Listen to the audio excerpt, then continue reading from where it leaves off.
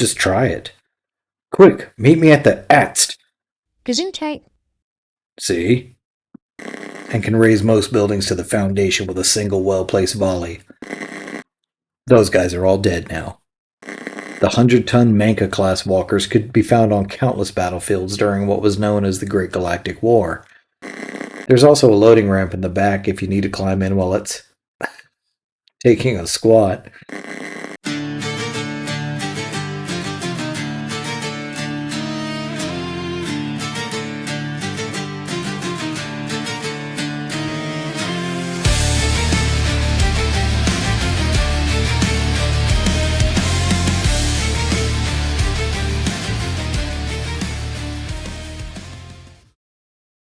Well, hi there.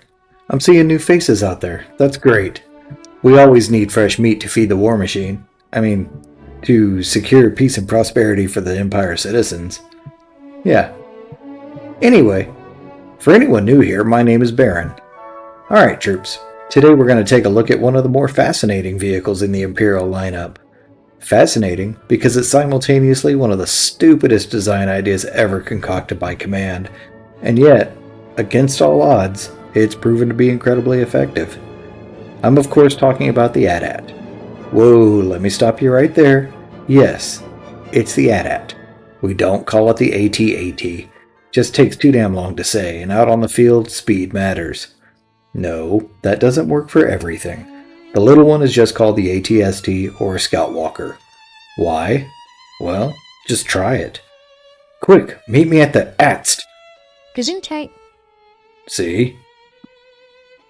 Anyhow, back to the AT-AT. Impressive as it looks, it's actually just the latest iteration in a long line of heavy combat walkers. As far back as the Old Republic, nearly 4,000 years ago, the 100-ton Manka-class walkers could be found on countless battlefields during what was known as the Great Galactic War. By today's standards, of course, it's completely archaic in design, but vehicles like this continued to evolve, laying the groundwork for the walkers we use today. For many, the heavy walker reached its zenith during the Clone Wars, with the six-legged AT-TE becoming nearly as welcome a sight to the clone troopers as the beloved LAAT gunship. Honestly, I kind of agree. While the AT-AT is impressive, its role on the battlefield is somewhat questionable. We'll get to that in a minute. But first, how did this thing come to be? Well, as the Empire was replacing the Republic, the decision was made to replace the AT-TE. Kuat Drive Yards was commissioned to improve upon the Clone Wars era walker, addressing some of its shortcomings and leaning into the Tarkin doctrine. The idea being, while tactical effectiveness was a consideration, intimidation was the real name of the game. That's not to say it only looks scary. In some ways it really does improve upon the AT-TE, like the fact that it can make deep water crossings without breaking a sweat. Stabbing fear into the enemy's hearts is clearly becoming a design priority. So much so, in fact, that the prototype was actually taller and longer than the current design. The first batch to lumber out into service was 31 meters long and nearly 27 meters tall. In an unusual moment of clarity, Command realized they'd gone too far and scaled it back a bit. This was done to improve stability and reduce the maintenance requirements. Many of the early models are still in service, though they've wisely been relegated to Empire Day parades and peacekeeping roles in low-threat areas of the galaxy. The current AT-AT is a relatively more reasonable 20 meters long and 22.5 meters tall. Let's be real, it's still absurdly huge, but it's much more effective in actual combat than the prototype was. Now, you may be wondering why we're devoting a whole class to this thing. Yeah, it'll be on the battlefield with you, but aside from staying out from underfoot, what else could you need to know about it? Well, that's where we'll start in on the first of the serious problems with this thing. It's right there in the name. AT-AT, AT-AT, All-Terrain Armored Transport. That's right, boys and girls, this thing is designated by Imperial Command as a troop transport. Let that soak in for a moment. This gigantic, lumbering, walking bullseye is stuffed to the rafters with the Empire's finest as it lurches its way across an active hot zone. We have dropships. We have fast, nimble transports using repulsor lifts. Hell, old-fashioned as it may be, this would be a far better solution for troop deployment. But no, let's use this thing. It's huge and scary looking, while being slow. Its armor is incredible, odds are in your favor while you're inside it, but at some point you've got to disembark. This is done one of two ways. This thing folds its legs, squatting down to 3 meters off the ground. This takes time, and certainly costs a few intimidation points. The preferred method is a fast rope deployment. That's right, you're going to rappel down to the ground, as every rebel outside is firing at this big scary thing that's suddenly standing still in the middle of the battlefield. All that is assuming that you get there at all. Again, the AT-AT's armor is no joke, but it's not indestructible, and it's going to draw all the enemy fire.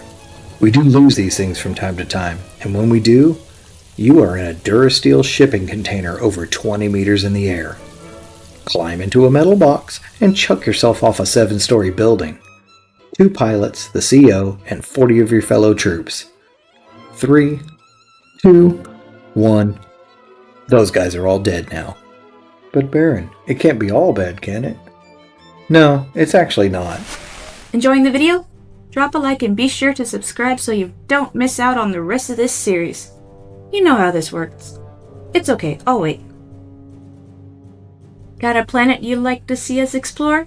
Or maybe a species, or a particular battle you'd like us to do a deep dive on? Leave it in the comments, and you just might see it pop up in a future video. Thanks for watching, and lay off the spice. Here's the thing. It is designated as a transport, but once it's on the field, it's up to the brass what it's actually used for. Usually, a transport. But, as much as I talk bad about them, there are some black boots out there that have actual brains in their heads. True, most get their position through weaseling and politics, but it's easy to spot the COs who earn their rank through actual combat experience. Under the command of someone like General Veers, the AT-ATs can be used to great effect, primarily as a mobile command center and doubling as fire support for the ground troops. Here, the height is an asset, not a liability. It offers the CO a commanding view of the battlefield, letting them see things that the troops below can't and adjust their tactics accordingly. Paired with absolutely devastating firepower unleashed from above and behind the lines, used properly, the AT-AT is unbelievably effective. Now, even Veers will load some of his AT-ATs with troops, but again, smart guy, solid commander. He doesn't deploy them into the middle of an active firefight, but rather holds them in reserve.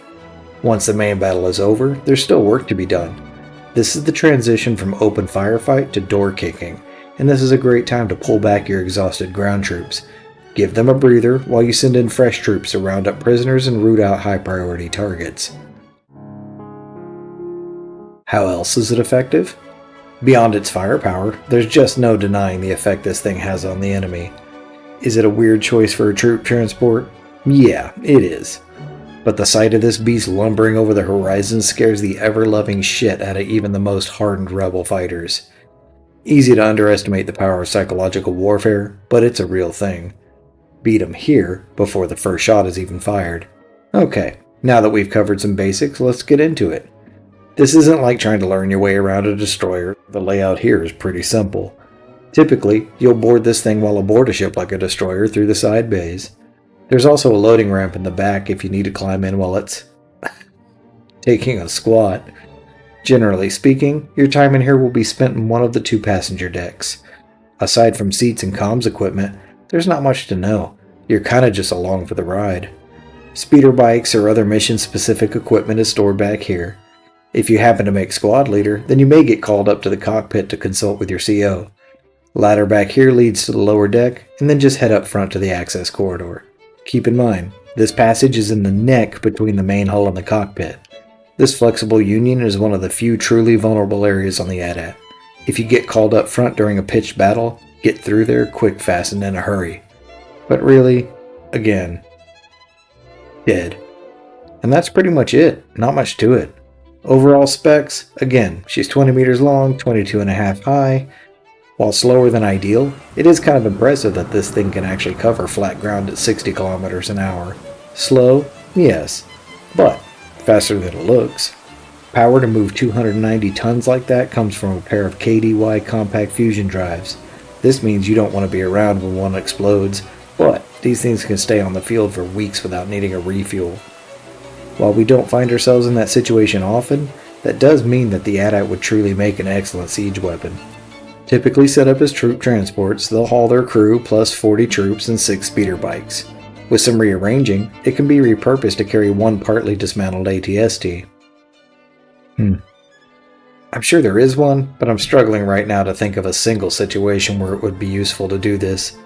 Take apart a single scout walker so you can transport it in a much slower walker? Anyway. Alright, on to the fun stuff. The weapons. Now, I'll tell you right now, the AT-AT does not have enough weapons. She suffers severe blind spots due to her only weapons being attached to the cockpit module. This means she needs to be flanked at all times by heavy weapon ground troops, scout walkers, and speeder bikes. While not as physically weak as the neck joint, the underbelly is very lightly armored. Without flanking support, a rebel fighter could simply walk along underneath it, blasting away at the belly till he finally broke through.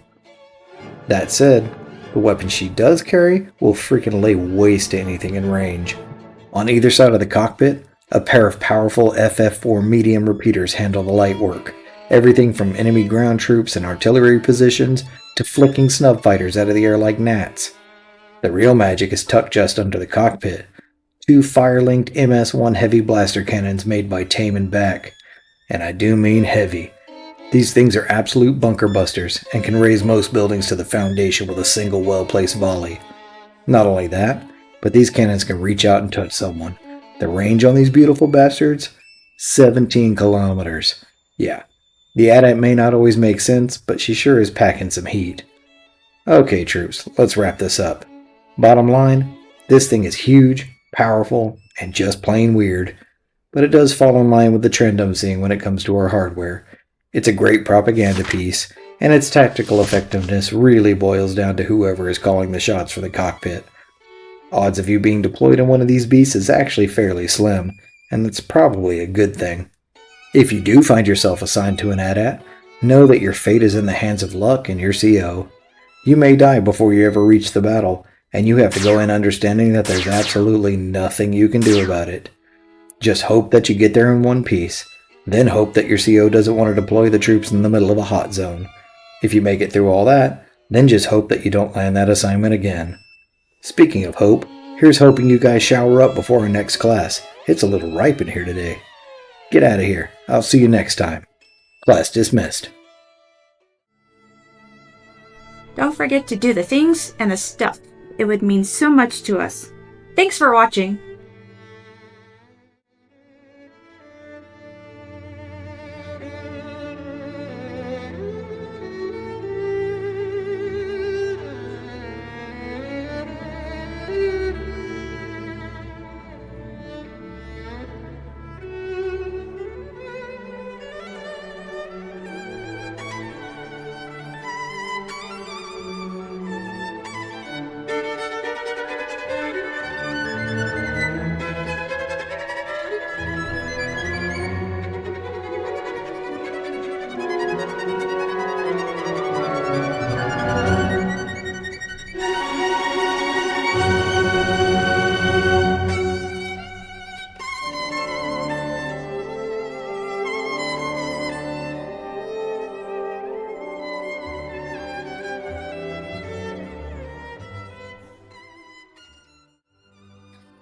The current AT-AT is God. Yeah. The current AT-AT is Oh. Hello again, Lucky Noodle.